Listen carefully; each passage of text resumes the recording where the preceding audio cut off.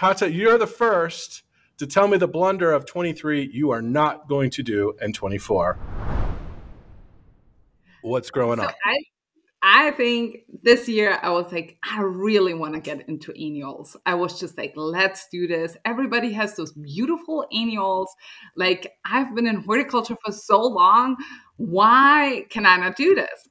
And then I was really lucky since through my work, I was able to get like some trial plants and stuff that comes up for the Proven Winners brand. Early on, I was like, awesome. I got those like plants that I can trial and everything. I just failed at it so much. It was so embarrassing. It became that embarrassing. Die. They're annuals. They are supposed to die. Did they just die before their life expectancy? They died like very early, or just didn't do anything. And then like one of my like Proven Winner family people came up to Durham, North Carolina and wanted to pick me up at my house. And I was like, no, like they're gonna like fire me if they see how bad of a garden I am.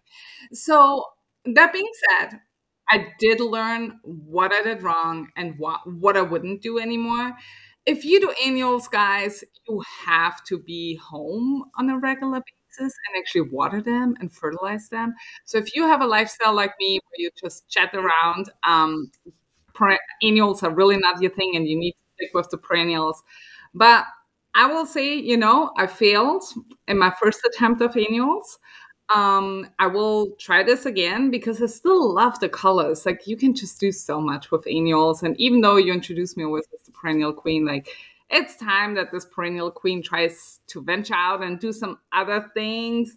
But yeah, Stick to your I kingdom. definitely learned. Stick to your Just kingdom. being in horticulture for so long doesn't mean you're just great at everything. So I hate to say it, but I find I'm way more successful with the old tried and true annuals like begonias, vinca, definitely never petunias or calibrachoa. I don't know what it is. I mean, the cool new annuals like that PW does are awesome. Like, they have all these cool multiple colors in the bloom and bloom more often, but it's just those old fashioned ones are just bulletproof and you can almost ignore them and they just keep going.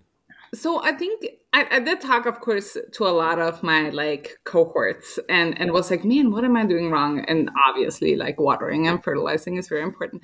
But also they were telling me that you just aren't really successful with those things that you just mentioned, like calibrachoas and petunias, if you just put them in a landscape. But I think a lot of the pictures and the pretty things that you see online, they're used in garden beds, but that doesn't necessarily work well in the South, especially in our heavy clay soil. Like, I don't have really awesome soil. I don't have a watering system.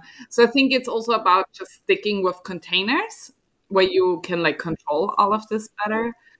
But yeah, I don't know. Next year it will be better, right? Trust me, being a small business owner, don't always have time. Forget, I got other kids. I got 2 other startups at home that need water, always asking me for water. I got plants and small children always asking me for water. I did a micro drip. I literally have the most unintelligent irrigation system there is on the planet, which is a battery operated, hook it up to the hose bib with some micro drip sprays. I mean, and everybody comes over, they're like, man, your container garden is always so lush and beautiful and blooming. And the micro drip in each one of those little containers, just for 10 minutes, once a day, just knocks it out. So there's my little tip for 24 for you. Yeah, that's a good idea. Yeah.